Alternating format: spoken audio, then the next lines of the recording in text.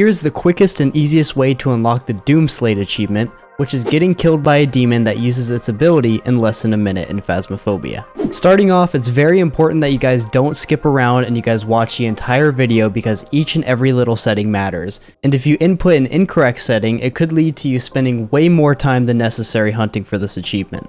To get started with this method, load up a custom game, and I'm going to go down the list here of all my settings and why they're important. Starting sanity, we're going to set at 75%, and sanity pill restoration, we're going to set at 5%. This is very important because we do not want to be hunted by a Thay, which can hunt at 75% sanity. So when we load into the map, we'll take one pill and we'll be good to go. Sanity drain speed, we want to be at 0 so our sanity doesn't get lower than 80%. Sprinting we'll set at infinite so we can run to the ghost as fast as possible to have it kill us. Player speed at 150 for the same reasoning so that we can be quicker getting to the ghost. Flashlights on or off, doesn't matter. Very important here, turn lose items and consumables off so if you die, you don't lose anything. Moving on to the ghost tab, we'll set the ghost speed at 150 because we want the ghost to reach us very quickly just in case it's getting closer to that 1 minute mark. Every little second counts. Now stick with me here, this is where most of the explanation is going to take place. We're going to set roaming frequency at low, changing favorite room also set at low, and then activity level set at high, and event frequency set at low. Let me explain. This right here is basically a visual representation of a ghost's brain, basically, and what it can choose to do. You can see right here we basically have 7 different decisions or 7 different choices that the ghost can make at any given time. The first thing the ghost can try to do is to initiate a ghost event. So let's think about it. If the only thing we want this ghost to do is to use its ability, we want the demon to use its ability so it can early hunt, we must turn the event frequency down to low. And when we turn the event frequency down to low, we are basically eliminating this decision from the ghost's brain entirely. And in turn, that also makes it so the ghost is more likely to do its ability. Moving on to the next option the ghost can do is roam. Now, of course, if we turn the roaming frequency down to low, we are also basically eliminating this choice from the ghost's brain. So, like I said with the event, we are giving the ability more of a chance to happen.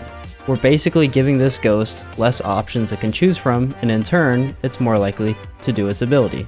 Also, same thing with the breaker. If the ghost decides to interact with the breaker, it's going to realize that it can't because the breaker is broken. So we're also eliminating this choice from the ghost's brain.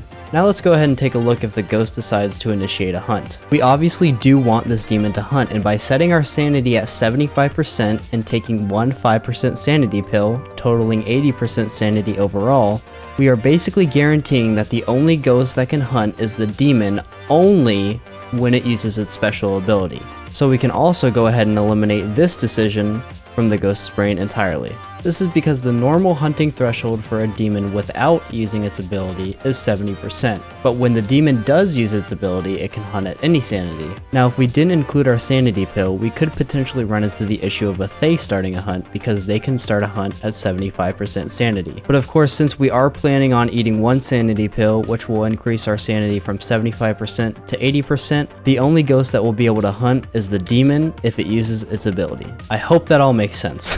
Continuing down the list, friendly ghost set to off for obvious reasons. Very important here, grace period set at 0. Like I said earlier on, imagine a scenario where the demon uses its ability closer to that 1 minute mark, like at 58 seconds, and then you have to wait 3 whole seconds just to wait for it to spawn in. So make sure that's set at 0. Hunt duration can be set at high, especially if you're playing with some friends and multiple people want to get this achievement. Obviously, the longer hunt time gives everyone a higher chance of getting killed and getting the achievement. Kills extend hunts for the same reasoning.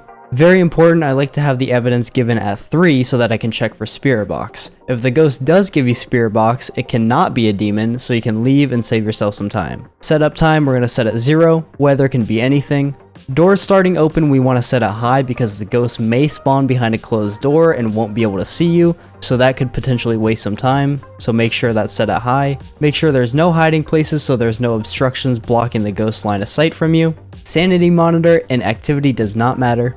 It's also important to have the fuse box set as broken so that the ghost cannot waste an interaction on the fuse box when it could have been using its ability. Cursed possessions we're going to set at 1 and we're going to select the monkey paw. Now all we have to do from here is load up Camp Woodwind because this is the smallest map and in turn the best map for the ghost to get to us very quickly. Now when we spawn in, the 1 minute timer only starts when you unlock the gates, so you can spend as much time in the truck as you want. Starting off, head over and eat 1 sanity pill, and then also grab a spirit box so that if you get that evidence, you know, just to leave right away because the demons cannot have spirit box evidence. Now, when we unlock this gate, I suggest you start a 1-minute timer. If that timer goes off and the ghost has not hunted, or you've obtained spirit box evidence, go ahead and back out of the game and try again. Alright, let's do it. So as soon as I unlock this door, I set my timer and immediately run over to the monkey paw. I wish for activity, the fences slam shut, and now we wait. Typically, you'll start to hear the ghost do some events or do some interactions, so just go ahead and hang out in that area that the ghost is doing that stuff in. If the 1-minute timer goes off and the ghost hasn't hunted, or like I said before, you get spirit box evidence, go ahead and leave the game and try again. If it does hunt, try to get to the ghost as fast as possible and die by that ghost. Now, I'm recording this voiceover before I looked at how many attempts this took me, but honestly, this took me a little over an hour and a half, but I think it's honestly just because my luck is so bad. Realistically, I don't think it's going to take most of you guys this long, but just saying, that's how long it took for me. But there you go, whenever you die by the demon and load back into the menu, click next and your achievement should pop up. I hope this helped you all out, and if you're interested in more Phasmophobia guides or my new No Sanity, No Evidence series, click either video on screen now. Have a good one, guys.